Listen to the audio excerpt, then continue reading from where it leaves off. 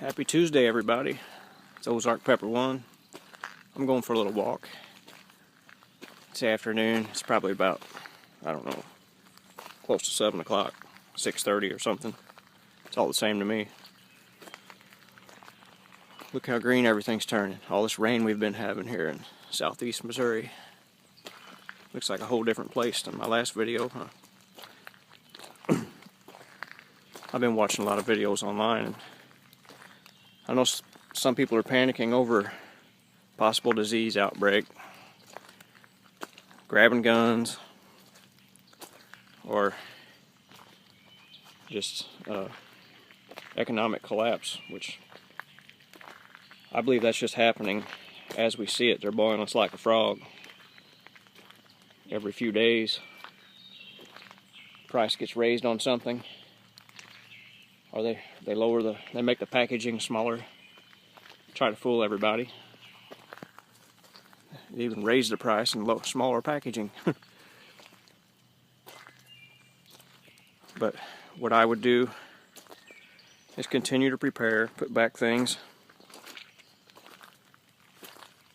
Don't let the boogeyman scare you, because I think it's all a big game. I think all the leaders at the top of the world are all friends. All the leaders of your state level, local level, it's all a game. They're all friends. They meet up in their little clubs. They drink together. They share each other's women. They do all kinds of perverted things probably most of us would never think of. So I don't think it really matters. I think what matters most is prepare yourself accordingly. Think of your family, the ones you trust, as your empire, and build your empire, and wake up those that's in your empire. And if they don't wake up, stop dealing with them. Only focus on the ones that are awake, and try not to speak too much to the ones you can't trust, because they're just going to be a mouthpiece, and they'll go back and tell everybody everything you said and everything you think, everything you plan. You're better off planning alone what you're doing, but it's not a bad idea to try to wake up those around you and get them to do the same, but do it in a way where they don't realize what you have. I'm thought of as one of the poorest people in my bunch, but I know I have the most. And I don't mean that in a cocky, greedy way or anything. Like you see me walking on this ground here. I don't own this. This was my dad's. When he died, it was a sudden thing, so we didn't have really a lot of time to prepare. So he kind of put this in his younger brother's name, my uncle. So he still got it for now. But honestly, I think he'll do the right thing. In a way, it's good. It's a worry I don't have to worry about. Can't take it with us when we're going anyway. But the thing is, you have unexpected things in this life. You don't know what's gonna hit you, what's going to catch you off guard and take away money that you've put back for a hard time. And you don't know who you can trust. You don't know. You know, I could easily have a family member that would say, "Yep, I'm going to take all this and push you down the road." Well, I don't believe that's going to happen, because it hasn't happened in 20 years. But that's not so true for other people. And me being the prepared person I am, I do own another place, so in case that would ever happen, I'd be fine. Look at this. Isn't this awesome? So before I keep losing my train of thought today, I've had massive headaches this morning for probably the pollen, all this green stuff popping up everywhere.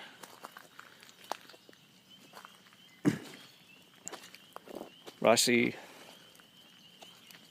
see things getting worse before they get better. Honestly, I never see it getting better. Not in our lifetime.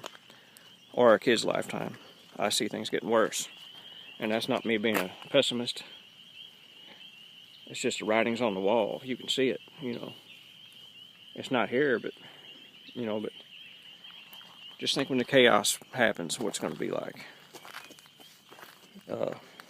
I see the starts of it here, actually. I shouldn't say that it's not happening here, because the things we deal with in the country are drug addicts and thieves, usually one and the same. And here in the country, they hide a little better. They can sneak around more. And they watch when you're going to work. And after you had kind of bug eating on me, they watch for when you're going to work. They know when you leave your driveway. They get a system down. You know, they get your system down. And then they break in your home while you're gone. And it's hard to catch them unless you've got some kind of good camera system. And even if you do, you might just see some ninja coming through your house. The way they're dressed. You know, they prepare for what they're doing. But they do that just for a quick fix. And they don't care about you. You may have guns in your house, but if they break in, you won't. They'll get every one of them. Unless you got them locked up good. But, don't think that just because you live in the country, you're safer. Don't assume that. You know. Because you're surrounded by just as many idiots as if you are in an urban area. There's people down here that don't prepare either. And the majority of them don't, because they all got the mindset of, well, if something happens, I'll just hunt me a deer, or something like that, or I'll just grow me a farm. Really? Let me ask you this. Let's take a look at this farm right here. Now look off in there at that field. Look the way you see those fields way back there. Now if you had cows out here on hundreds of acres of ground, how are you going to watch them 24/7? Are you going to stand out there and walk with them 24 hours a day? The minute you turn your back, some hungry person from up the road is going to be eating lunch out in your field. Or maybe one day while you're out there walking with them and watching them, you'll feel something hit you in the back, and that'll be the end of you. And I don't wish that on anybody. But I wouldn't put anything past a hungry person with no morals that didn't prepare. You know, their mentality is, well, I gotta feed my family somehow, and it doesn't matter how. So I look to see something go down like that in different areas. I think that'll be after the begging starts. You know, the begging, the going to the government for food, and who knows, the government may want this. They may have a system set in place of, well, we'll just provide for everyone and get them all hooked in where they depend on us. And I think that's what's going to happen, really. We'll have soup lines out of this world. You know, they'll try to herd everybody into a more populated areas. That's what happened after the Great Depression. A lot of people moved away from the country because they wanted to be closer to where the work was, and the food was, the free handouts. I think we're overpopulated. I think there's too many people.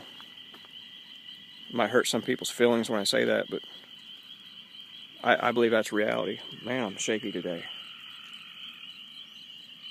I can't even hold this camera straight.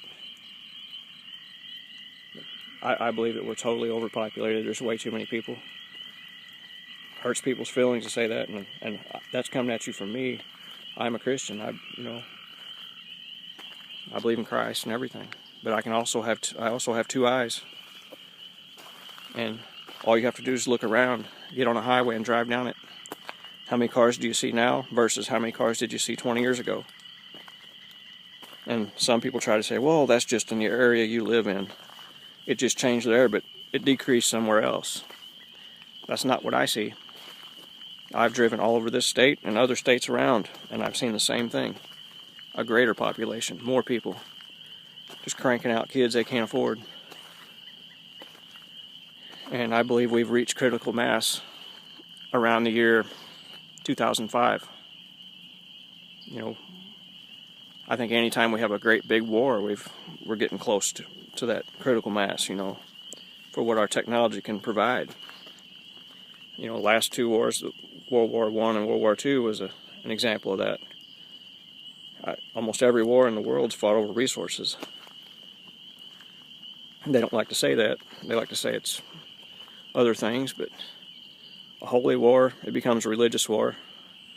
It is actually a resource war, because we're not fighting Muslims in the desert because we're concerned with their religion. We're concerned with that black stuff that comes out of the ground. And the same way with other wars, you know, they're after diamonds, and they're after gold and silver and oil, and any other kind of rare earth minerals we can get that are valuable.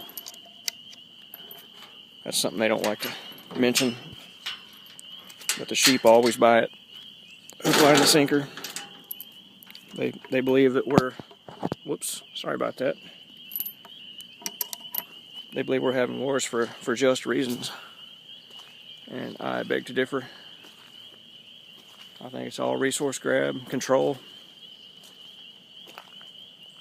You know, every empire falls, and every empire ends up having a war on their own soil. And we've been an empire now for 200-300 years, so we're about due. We've been running the show since World War II. So I imagine the other people of the world's getting jealous, and they're wanting to run the show for a while. So they'll either tell us to stop what we're doing, or they'll bring the war to our footstep. That's what I believe. I don't know. I'm just rambling on today. I can't even think of a topic to talk about. I'm just wasting time. So just consider this video filler. All filler, no killer. Y'all have a good day.